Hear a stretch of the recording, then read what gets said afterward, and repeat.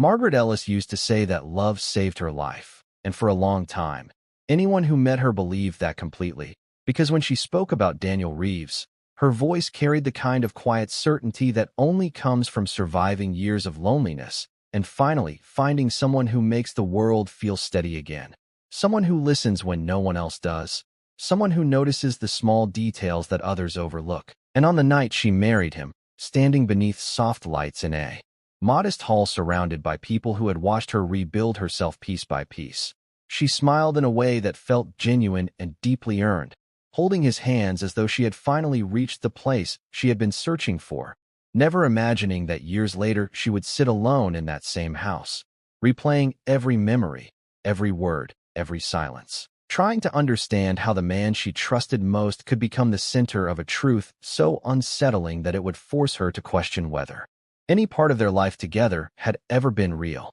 Margaret was 52 when she met Daniel Reeves, at a time when companionship felt less like a possibility and more like a chapter that had quietly passed her by. Her days filled with routine, her evenings marked by a silence she had grown used to but never fully accepted, and when Daniel entered her life, it happened in a way that felt natural, almost effortless, as though he had always been meant to find her, appearing with a calm presence and a patient way of speaking that made her feel understood without effort, asking about her life not out of obligation but with genuine curiosity, remembering the smallest details and bringing them up later in ways that made her feel seen. And for Margaret, who had spent years learning how to be alone, that kind of attention felt rare and meaningful, something worth holding on to, something that made her believe that maybe, just maybe, it was not too late for her to experience the kind of connection she had once thought was gone forever. Daniel had a way of presenting himself that felt complete without ever revealing too much,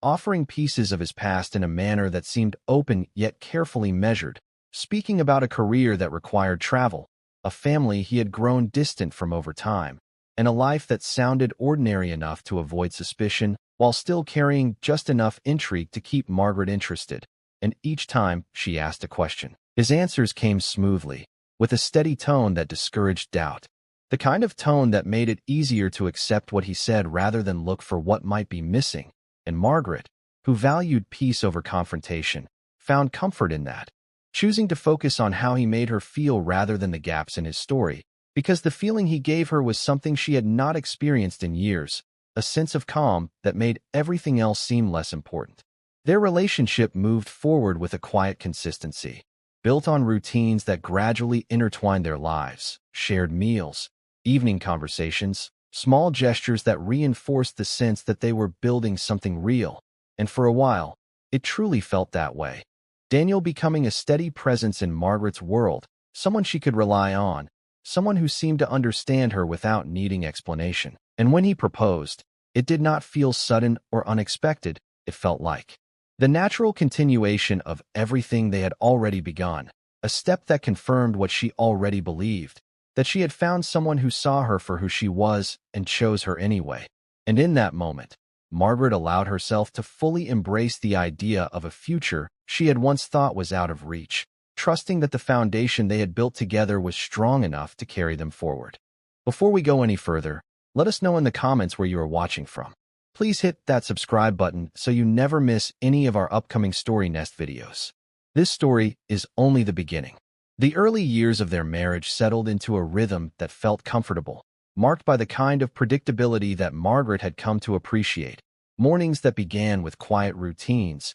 evenings that ended in shared conversation, a life that seemed stable and grounded. And yet within that stability, there were moments that lingered just long enough to create a sense of unease. Small inconsistencies that Margaret noticed but chose not to dwell on. Moments when Daniel would step away to take calls he never fully explained, or when he would mention work obligations that seemed vague upon closer thought. And each time she considered asking more questions, she stopped herself, reminding herself of how far they had come, how much she had to lose if she allowed doubt to take hold. Because doubt has a way of unraveling things, and Margaret was not ready to risk unraveling the life she had worked so hard to build. The first time she truly questioned Daniel was over something so minor it almost felt insignificant, a receipt tucked into the pocket of his jacket from a place she did not recognize. dated on a day he had told her he would be out of town, and when she asked him about it, his response came quickly,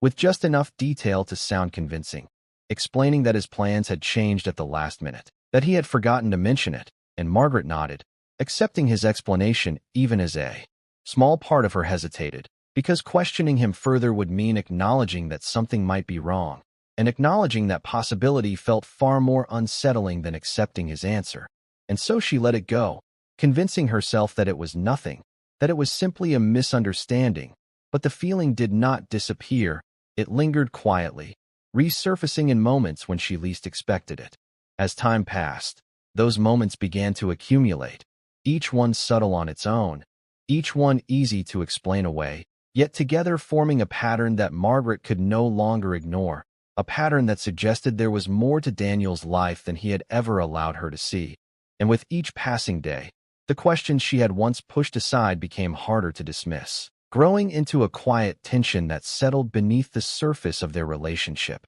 influencing the way she observed him, the way she interpreted his actions, the way she responded to the things he said. And for the first time since they had met, Margaret found herself wondering not just about the details he had shared, but about the ones he had not, about the parts of his life that remained just out of reach, hidden behind explanations that no longer felt as solid as they once had. Before we dive deeper, let us know in the comments where you're watching from. We'd love to hear from you. And don't forget to hit that subscribe button so you never miss any of our upcoming videos. Because what Margaret would uncover next would take those quiet doubts and transform them into something far more difficult to ignore, leading her down a path she never expected to follow, a path that would challenge everything she believed about the man she loved. As her search for answers began, not with a dramatic discovery, but with a simple decision, a moment where curiosity overcame hesitation, where she chose, for the first time, to look a little closer,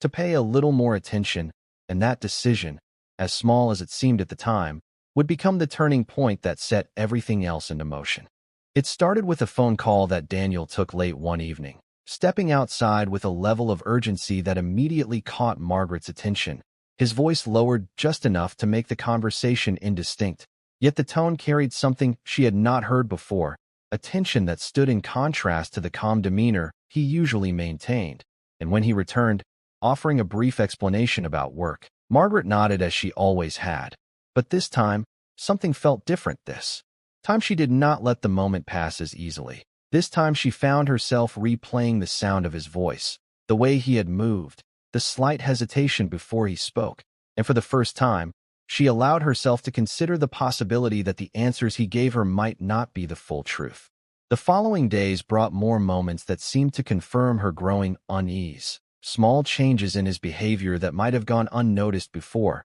but now stood out in ways she could not ignore. The way he kept his phone closer than usual, the way his schedule seemed to shift without clear explanation, the way he occasionally seemed distracted, as though his thoughts were elsewhere, and Margaret, who had once taken comfort in the consistency of their life together, now found herself observing it with a new perspective, noticing the details she had previously overlooked, connecting moments that had once seemed unrelated, and with each new observation, the sense that something was not right grew stronger, making it increasingly difficult for her to maintain the belief that everything was as it seemed. One afternoon, while Daniel was out, Margaret found herself standing in their living room, surrounded by the quiet familiarity of the space they had built together, yet feeling a sense of distance she could not explain, as though the life she was looking at no longer belonged entirely to her. And it was in that moment that she made a decision she had been avoiding, a decision to search for answers rather than wait for them to come.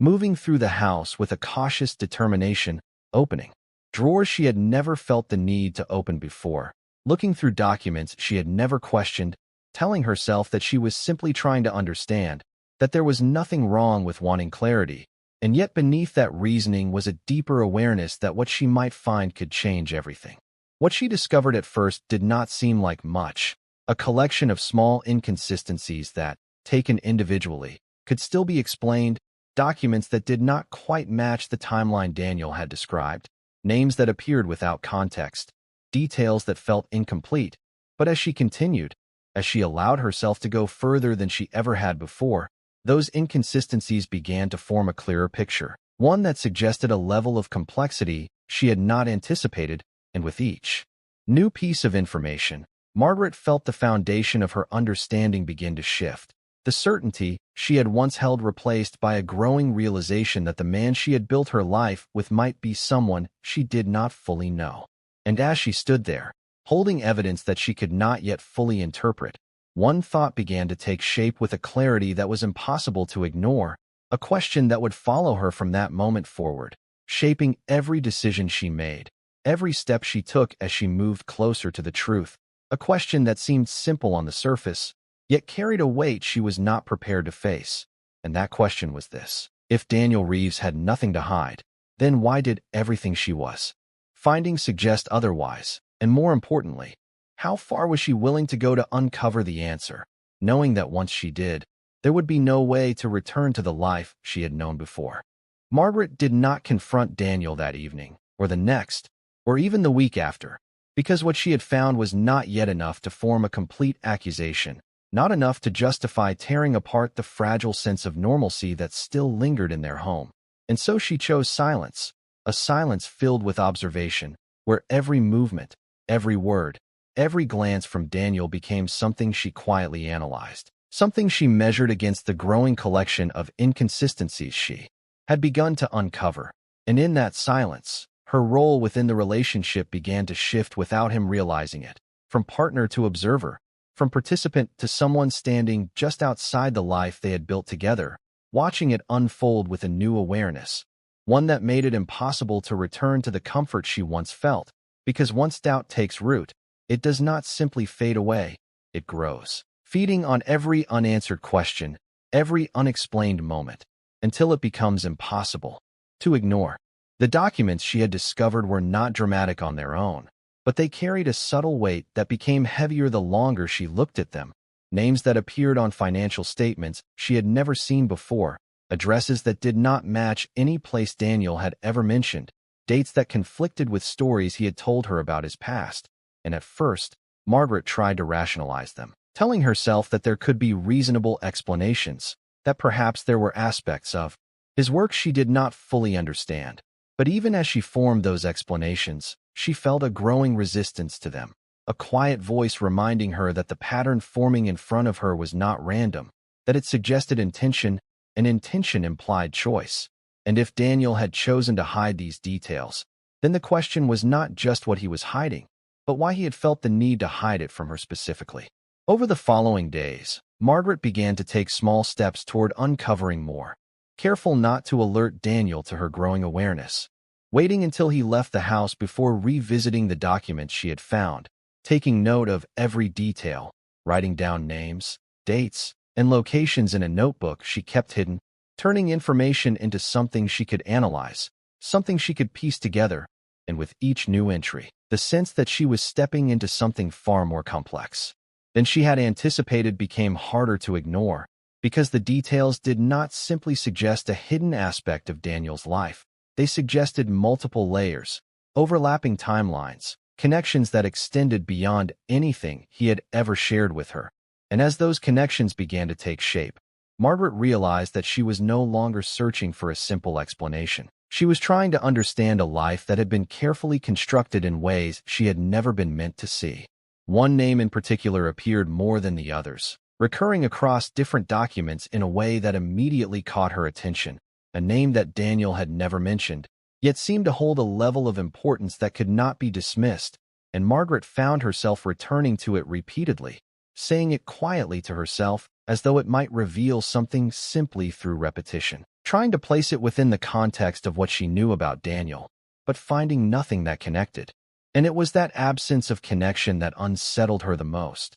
because it suggested that there were entire parts of his life that existed completely outside of her awareness, parts that had been kept separate with a level of precision that required effort, planning, and above all, intention. And the more she thought about that, the harder it became to reconcile with the image of the man she believed she knew. Her search eventually led her to something she had not expected to find so soon, an address linked to that same name, an address located just a few miles from their home, close enough to be familiar, yet completely unknown to her. And for a long time, Margaret simply stared at it, feeling a mix of disbelief and hesitation, because the idea that something significant could exist so close to her, hidden in plain sight, was difficult to accept, and yet the evidence in front of her left little room for doubt. And with that realization came a decision that felt both necessary and terrifying, a decision to see it for herself, to step beyond the safety of speculation and into something real,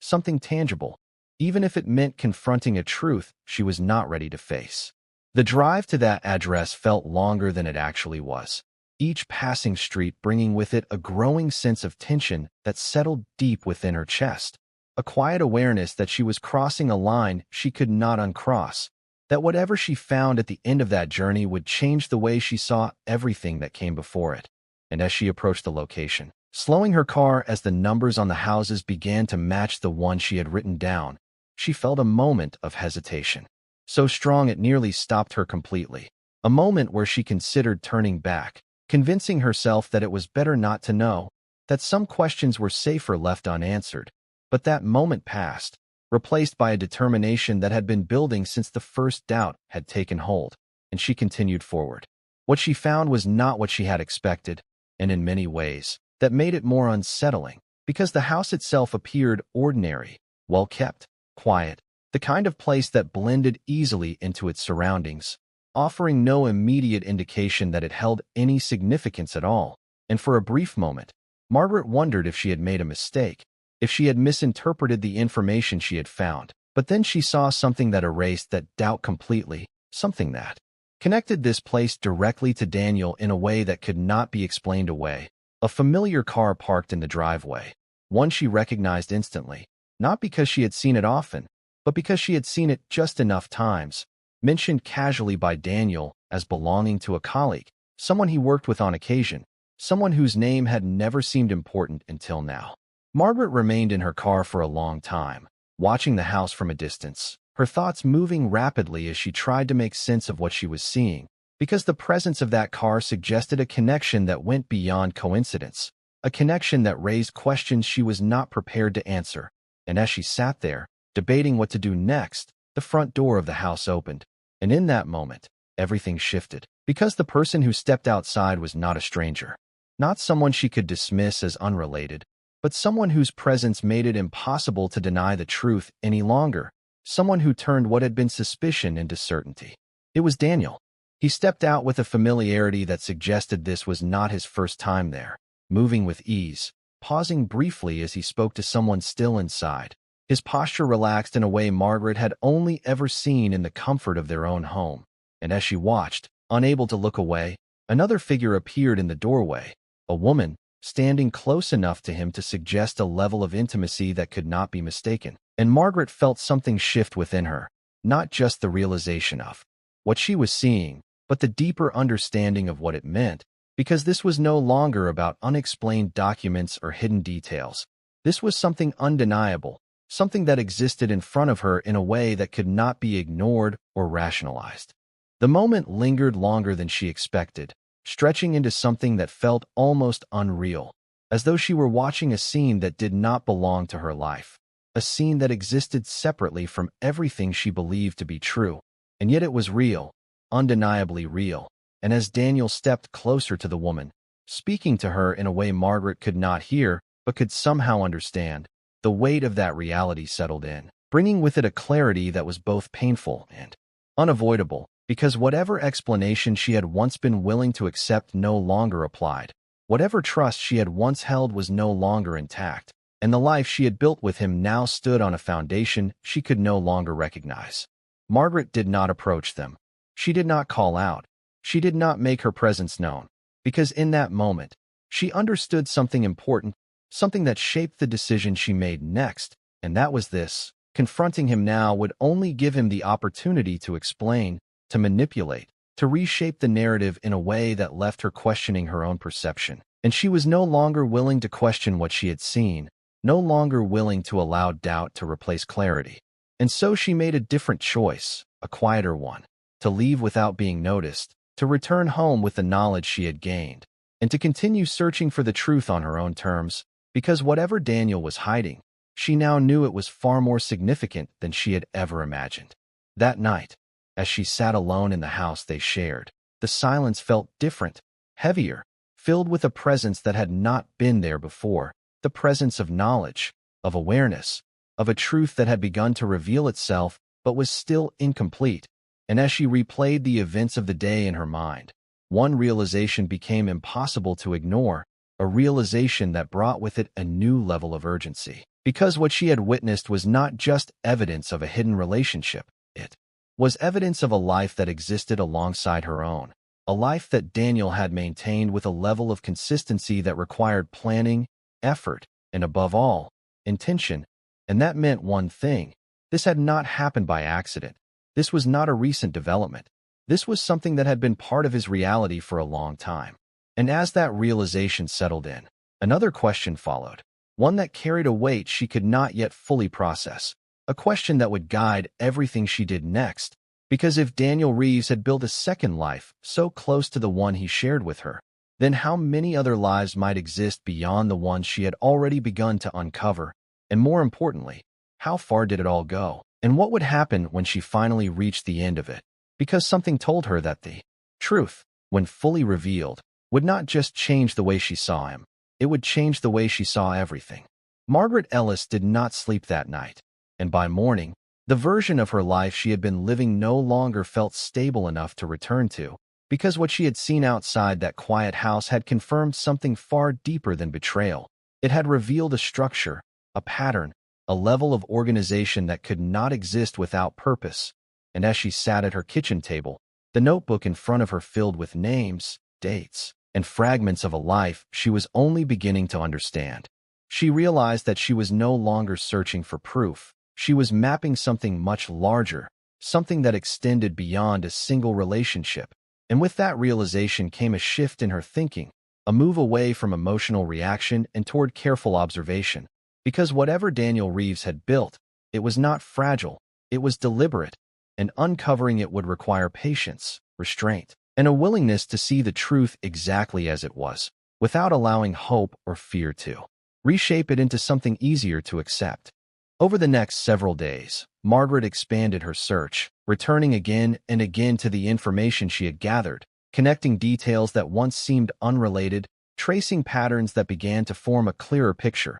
And one pattern in particular stood out: the repetition of different names tied to different locations, each one accompanied by financial records, shared expenses, small traces of a life being lived in parallel. And as she followed those connections, it became increasingly clear that the house she had seen was not an isolated secret. It was part of something broader, something that suggested Daniel was not dividing his life between two realities, but possibly several, each one carefully maintained, each one constructed with enough detail to appear complete on its own. And that realization carried a weight that was difficult to fully process, because it challenged not only her understanding of him, but her understanding of how something like this could exist without being discovered. Margaret's investigation led her to reach out, cautiously, to one of the names she had found, choosing a method that would not immediately expose her identity, crafting a message that appeared neutral, almost incidental, yet carried just enough information to invite a response. And when that response came, it arrived with a tone that felt familiar in a way she could not ignore, a warmth, a trust, a sense of ease that mirrored the way Daniel had once spoken to her. And as the conversation unfolded, Margaret began to see the outline of another story, one that paralleled her own in ways that were impossible to dismiss. Another woman, living in another part of the city, who spoke of a man who matched Daniel in every way that mattered: his mannerisms, his habits, the details of his supposed past, all aligned with what Margaret had been told. And in that moment, the possibility she had been avoiding became something undeniable. The woman's name was Claire Whitman, and as Margaret listened to her describe her relationship, she felt a growing sense of recognition that went beyond coincidence. Because Claire was not describing someone similar to Daniel. She was describing him. The same attentiveness, the same carefully measured openness, the same ability to create a sense of connection that felt genuine and rare. And yet there were differences as well. Small variations in his story, details adjusted to fit a different narrative, a different context. And those differences revealed something critical: that Daniel was not simply hiding parts of his life. He was actively constructing different versions of himself, tailored to the people he engaged with. And that level of precision suggested a depth of planning that Margaret had not fully understood until now. As the conversation with Claire continued, Margaret made a decision that would mark a turning point in her search for the truth, choosing to reveal just enough of her own situation to create a shared understanding, a connection built not on assumption, but on the recognition of a shared experience. And the response that followed confirmed everything she feared, because Claire did not react with confusion or disbelief. She reacted with a quiet acceptance, a sense that the possibility Margaret was describing aligned with something she had already begun to suspect. And in that moment, the two women moved from uncertainty into clarity, their individual doubts merging into a single, undeniable truth that the man they both believed they knew had been living multiple lives simultaneously, each one constructed with a level of care that made it possible for him to move between them without detection.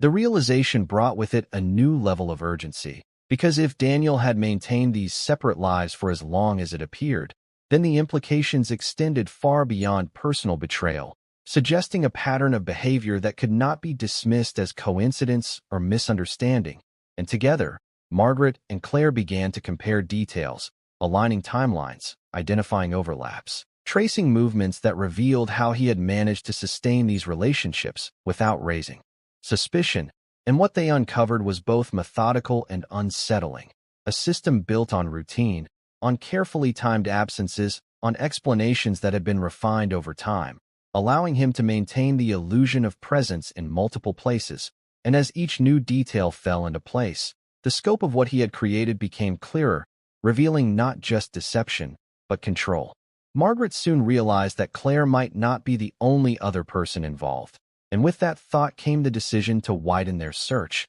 using the information they had gathered to identify additional names, additional connections, reaching out cautiously, repeating the same careful approach. And with each response, the pattern expanded, revealing more individuals whose experiences echoed their own, each one connected to Daniel in a way that felt deeply personal, yet entirely constructed. And as the number of these connections grew, so did the weight of the truth they were uncovering, because it became impossible to view this as a series of isolated relationships. It was something far more extensive, something that suggested a deliberate and sustained effort to create multiple identities, each one existing independently, yet all tied to the same person. The turning point came when one of the individuals they contacted shared a piece of information that shifted the direction of their investigation entirely, a detail that connected Daniel not just to multiple relationships, but to a past that had been carefully obscured, a record that did not match any of the stories he had told,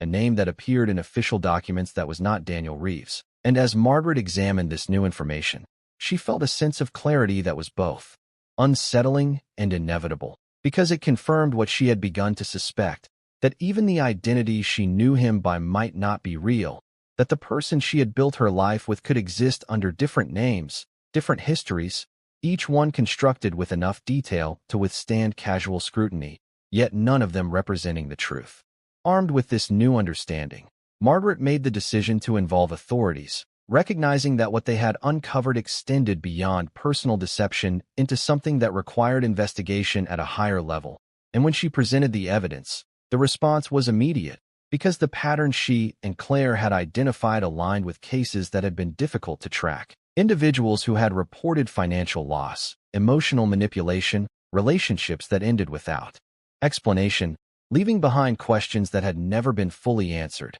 And as the investigation expanded, Daniel Reeves, or whoever he truly was, became the focus of a search that extended beyond Margaret's personal experience, drawing attention to a pattern of behavior that had affected multiple lives. The confrontation, when it finally came, was not dramatic in the way Margaret had once imagined. It was controlled, precise, carried out by people who understood the complexity of what they were dealing with. And as Daniel stood in that moment, faced with the evidence that had been gathered against him, his response was not panic, but calm, a composure that reflected the same control he had maintained throughout his carefully constructed lives. And when he spoke, it was not to deny what had been uncovered, but to reshape it, to present it in a way that framed his actions as something less deliberate, less harmful, an attempt to redefine the narrative in a way that might still preserve some version of himself, and Margaret watched as he did this, recognizing the same patterns,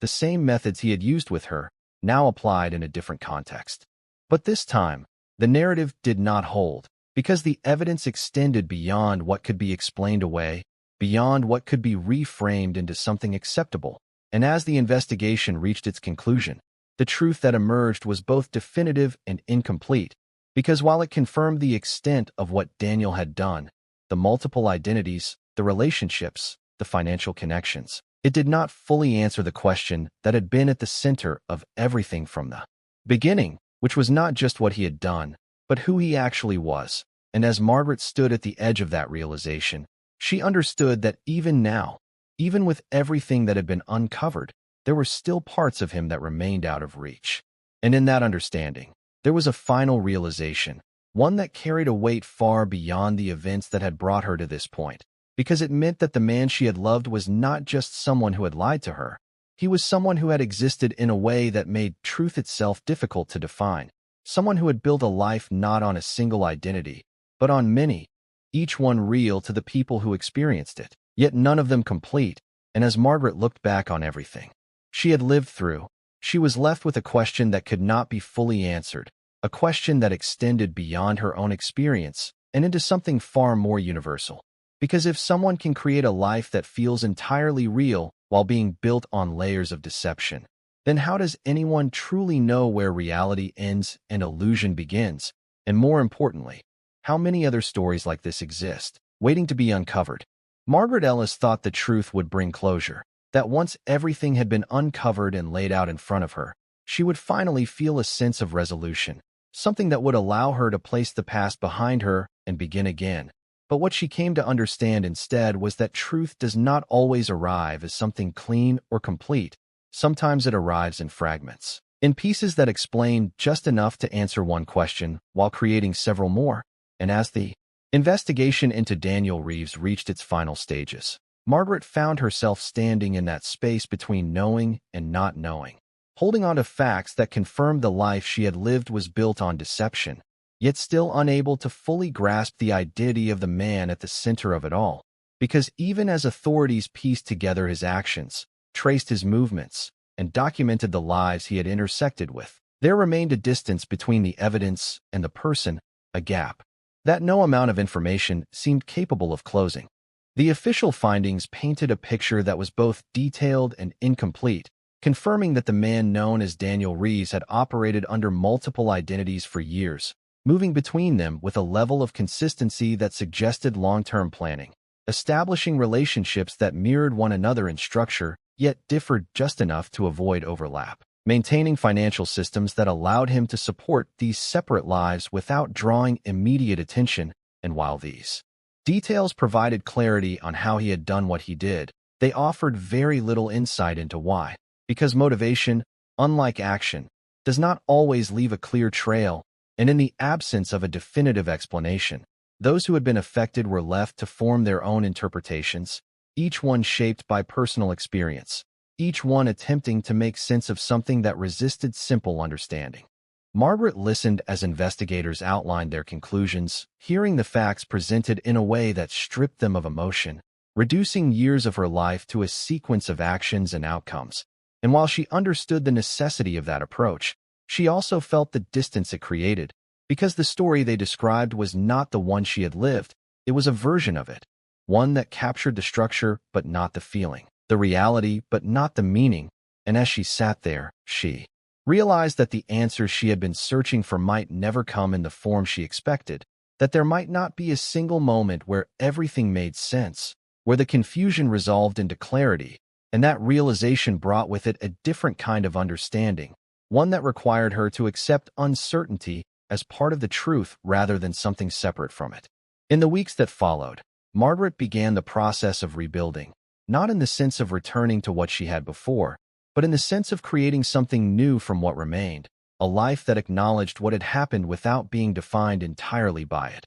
And this process was neither quick nor easy, because it required her to revisit memories she had once held with comfort and see them through a different lens, to recognize the moments where trust had been given and understand how it had been used to separate the feelings she experienced from the reality that existed beneath them. And perhaps most difficult of all, to accept that both could exist at the same time, that the connection she felt had been real to her even if it had been constructed for him, and that accepting this did not make her weak, it made her human. Claire Whitman remained a presence in Margaret's life, their shared experience creating a bond that did not require constant explanation, a quiet understanding that allowed them to support each other in ways others could not fully grasp. And through their conversations, Margaret found a sense of perspective that helped her navigate the complexity of what she had been through, because Claire, like her, was learning to live with questions that might never be answered, learning to move forward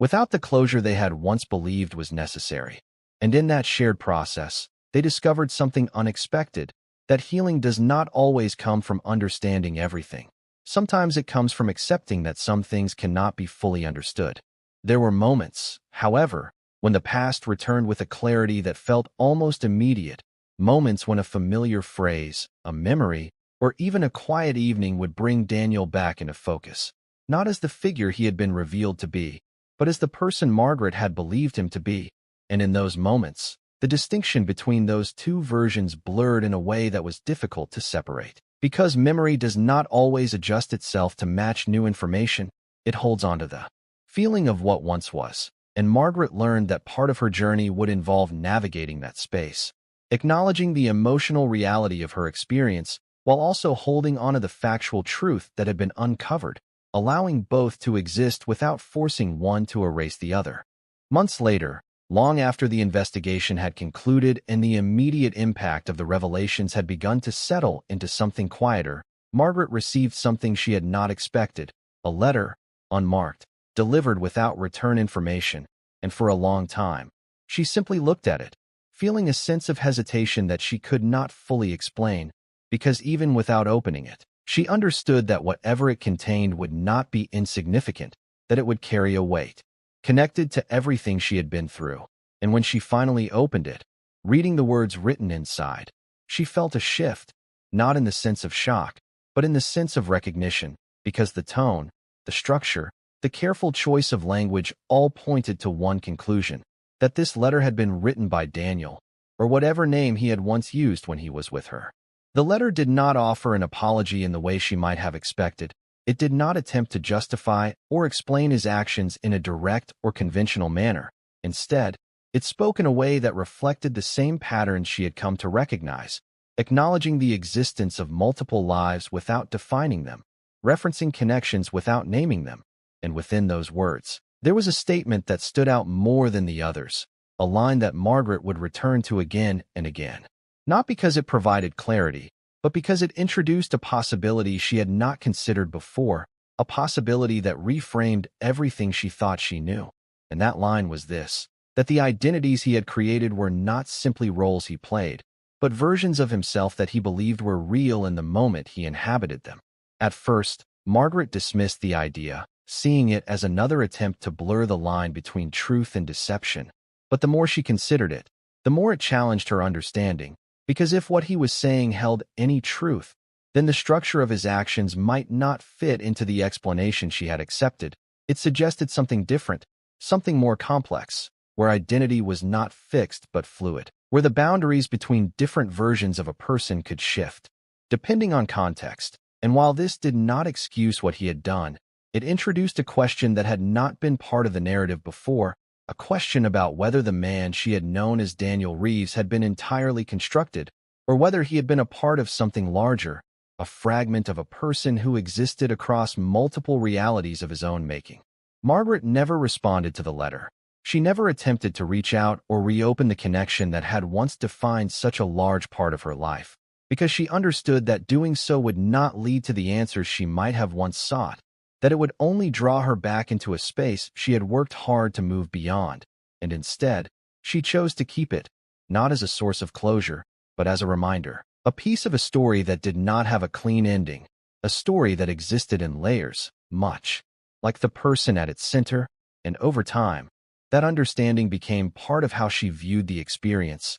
not as something that could be fully resolved, but as something that could be carried forward without defining her entirely. Years later, When Margaret reflected on everything that had happened, she no longer focused solely on the deception or the loss. She saw it within a broader context, as part of a life that had included both genuine emotion and constructed reality. And while she could not separate those elements completely, she learned to exist with them in a way that allowed her to move forward, to build new connections, to trust again in a way that was informed but not limited by her past. And in doing so, she reached a place that was not defined by certainty, but by acceptance, an understanding that not every story resolves into something clear or complete, that some stories remain open, their meaning shaped not by a final answer, but by the way they are carried into the future.